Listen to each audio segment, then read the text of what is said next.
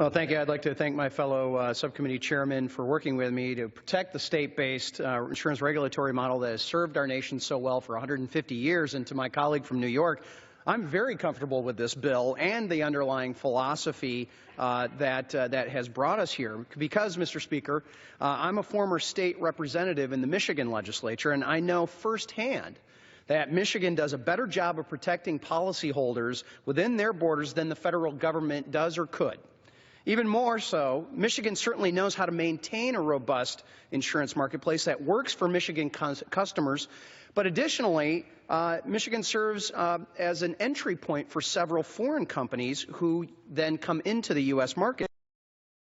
However, there are bureaucrats in Washington who believe that they know best. The Dodd-Frank Act significantly expanded the federal government's role in the insurance marketplace by creating the Federal Insurance Office and charging the director with representing the U.S. during the negotiation of international agreements.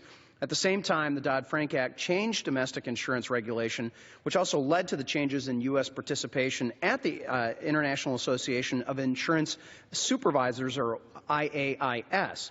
The IAIS develops international insurance regulations for its 190 jurisdictions in more than 140 countries to then adopt those.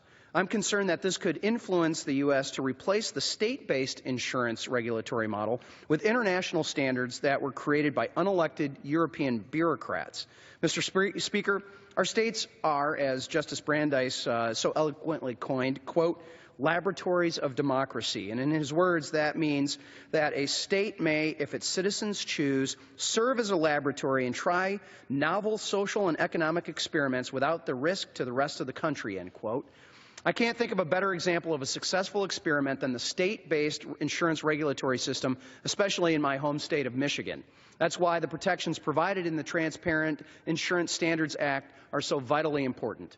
The straightforward bill simply gives the states and Congress the opportunity to comment on any international insurance standard before it may be adopted. And I urge my colleagues to join me in support of this very, very important bill and support our system that has existed for 150 years. And with that, I yield back. Yeah, gentlemen.